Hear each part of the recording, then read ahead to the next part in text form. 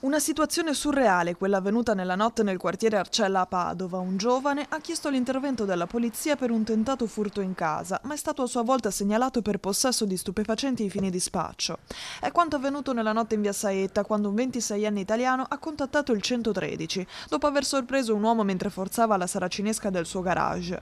Il sospettato, dopo essere scappato a bordo di un'auto con altri due complici, è tornato poco dopo sul posto con l'auto a fari spenti. Le volanti hanno però intercettato il veicolo e arrestato i tre occupanti, un 26enne italiano alla guida e due cittadini albanesi di 24 e 37 anni, entrambi con precedenti. All'interno dell'auto sono stati trovati diversi annesi da scasso, tra cui un piede di porco, un cacciavite, guanti, una mazza da baseball e un coltello. Per i tre è scattato l'arresto in flagranza per tentato furto aggravato in concorso. Durante il sopralluogo nel garage della vittima però la sorpresa. Gli agenti hanno scoperto due involucri con circa 60 grammi di hashish, oltre un bilancino e materiale per il confezionamento delle dosi.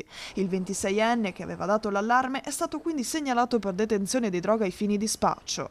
Tentati furti veri e propri e spaccio non sono però episodi isolati nella zona. I residenti dichiarano di non sentirsi per questo più al sicuro come un tempo. È un disastro perché è inutile che ci vengano a dire che è tutto tranquillo, che non serve zona rossa, che qua e che là. È un disastro. Adesso è diventato invivibile, soprattutto anche uscire la sera.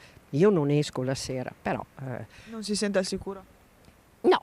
La zona non è molto sicura, però quello che è rassicurante è che spesso si vedono passare auto della polizia, i carabinieri, quindi da una parte il senso di sicurezza c'è perché le forze dell'ordine sono presenti, però peraltro non è... Ci sono spesso magari episodi come questo di spaccio?